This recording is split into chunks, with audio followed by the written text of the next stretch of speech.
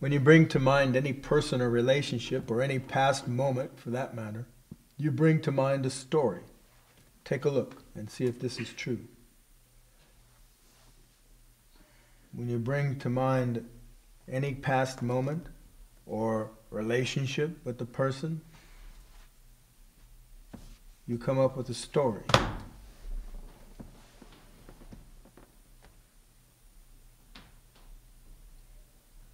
Is that true? Yes, sir. Why would I do that? First things first. Okay. Yes, sir. Yes, I didn't get a story. I just got one picture Of what? of me and my friend in his living room. Uh-huh. But there's no story. I just saw a picture, that memory. Well, that's a small story, but I bet you have a much bigger story with your friend. Why were you and your friend in the living room at this time? And what were you doing? And what's your relationship that you were doing that? And why him? But I didn't say any of that in my head. Or her? You said friends. But I didn't say anything in my head. I didn't say you say anything. I said you have a story. Story? Yeah. See, there's history, there's drama, there's meaning, there's substance, there's context. There's a story there. Yeah. How you feel about this guy. When I think about it, right? Yeah, well, it's all there just the moment you imagine it. Yeah. Right? It's like how you feel about the guy, what you feel your relationship is, what you think he thinks of you, what you think of him. You say your history together. Yeah? What you're doing, why you're doing it. That all comes with the package, even just with the image. So it gives it meaning. Yeah.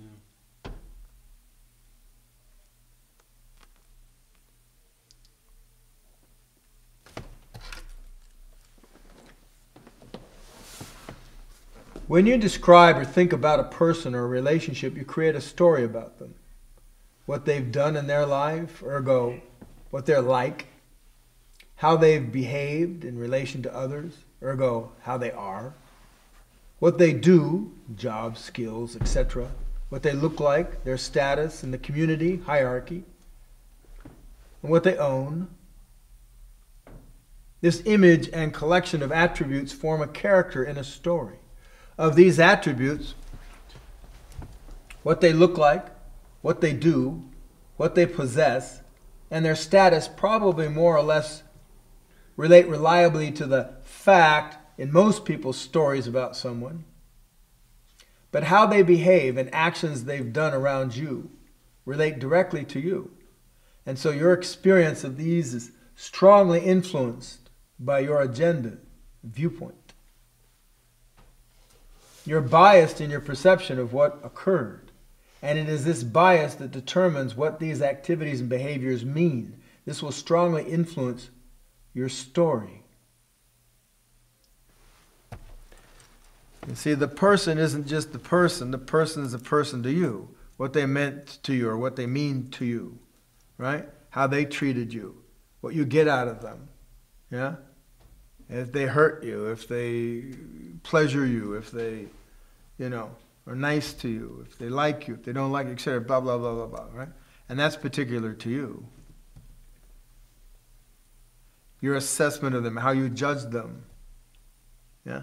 And how you judge them in relationship to you. And how you judge them in relationship to you is going to be biased, because you will judge them in relationship to you.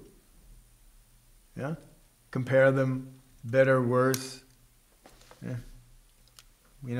Stronger, weaker, that kind of stuff, all the comparison stuff, right? Judgments about them. And then your history together. And what you appreciate, what you fear, what you don't appreciate, whatever. The theme or point of any story is found in what it means to the teller and to the listener. It is the meaning and emotional reaction to the story and the character of the story that gives it significance and power. I mean, just think about whatever, you watch a movie, right? Yeah. It's the meaning applied in the movie and the story that has impact on you, or doesn't. You know what I'm saying? See, that gives it its import. You know, you listen to a bedtime story or something, say, and it has a moral to it, or whatever, right? What do you call that? It's well, it's the fable. It's like the moral to the story, I guess. It's moral, you know. But anyway, what's the point? See, and it's like that impresses you about the stories. That's the meaning. The story itself, you know, this character did that, that character did this character did, you know, like zoom, zoom, zoom, and all. He says, all right, that's just a bunch of stuff, right? See, that happened. See, where you go, oh no, but he was so brave, and then he rescued the princess, oh, you know, fought the dragon, whatever, see? Oh, yes, I want to be like that, that's brave. Hero. Whatever, right? See? Otherwise, it's just stuff, you know. So without the meaning, the story is rather flat. Without which it is simply a list of activities of little interest to anyone, so we can see that the bias or meaning applied in relation to you is what makes the story important, and so by largest measure makes it what it is to you. Your story will relate to fact or it won't. To the degree that it does, it is considered a representation of what's so. To the degree it does not, it is just a fabrication.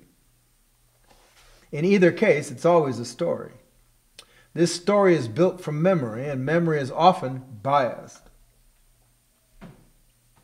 A memory could be an accurate representation of perceptions had, or it could be a distortion of what was perceived, or it could be an outright fantasy, something simply made up.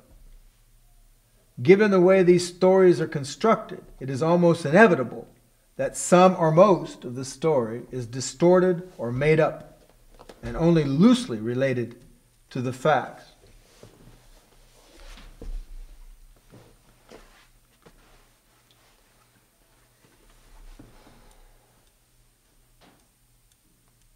See, so when you think about your life, for example, yeah, your history, and what comes up about your history?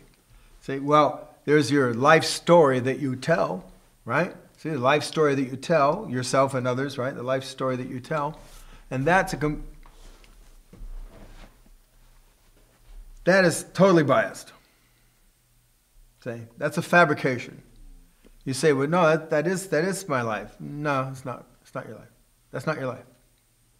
Well, how can you say that? It really did happen. No, it actually didn't. See, what did happen, first of all, was lots and lots and lots of stuff that's not in your story. There's tons and tons of stuff that actually happened that's not in your story. You picked and choose stuff to make a story that's consistent with your self-image and self-concept, good and bad. See, for whatever reason. So in other words, the stuff you pick and choose for a purpose. See, there's a reason you pick and choose that stuff. That immediately biases your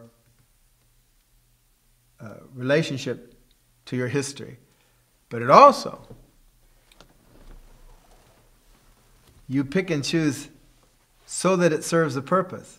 And given that it's to serve a purpose, you spin, re-alter, suppress, you fug with it. Okay? So the story isn't actually what's true.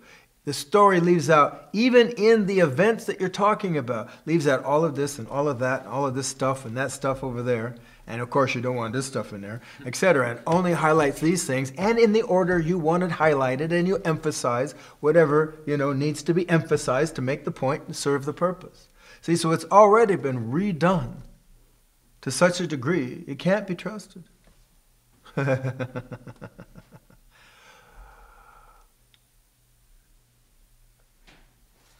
Okay? But more than that, I mean, you're looking into this as I'm speaking, right? But more than that, your memory, even if you work And you go, oh yeah, there's a lot of stuff in my history that I don't talk about because I'm embarrassed by it or whatever, or I don't bring it up. I don't even like to remember that stuff. Oh my God, there was stuff, oh God, I really worked hard at not remembering that, I don't remember that. That does not look good. That's a whole thing I don't want to remember. Or over here, that's just stupid, it's like see, but all this stuff like that, right? See, and there's tons of stuff there. Tons of stuff like that. Then you start to consider how much of this stuff, that it's just like, all sorts of activities that has no, it doesn't form a really good story. I sat on a log, watched a butterfly. I mean, I was like, whatever, I don't know, the wind blew on my face. I was walking down the street, I took a piss, flushed the toilet. I'm just like, it's not a story. I guess it's not much of a story there. I don't want to tell that. It's like nobody's interested. See, but it is part of your history. And then, see, more importantly too, there's all your relationships, parents, people who raise you, whatever you say, and siblings and friends and enemies in school and all that kind of stuff, and all this activity that takes place. All that activity took place when you were forming yourself, right? And all of that, and there's tons of that. Do you remember all that? Not usually. You encapsulate it and tell a story, right? See? But how about all that? Wow, it's a lot. And now, is that the truth? Nope, not yet. But why? I'm remembering all sorts of crap I didn't want to remember before. And lots of it is just like mundane stuff, just tons of stuff, religion. Oh, wow, tons of stuff. But you see, you're also remembering it for a purpose. And you're remembering it from your point of view. See? You're remembering it from your reactions at the time. See? The stuff you went through and you experienced in relationship to these people and that event and this stuff, right? See? Is that actually what took place? See? And not only that, right? You'll remember it, and then you'll draw conclusions about it, what it meant, what it means to you, etc. And that's the important part, right? Is what it means to you. That they said this, they did this happened, and you lost your bicycle or whatever. You see? And it's what it means to you. See? Now, what actually took place? They said that. You lost your bicycle. Plus, you know what I'm saying?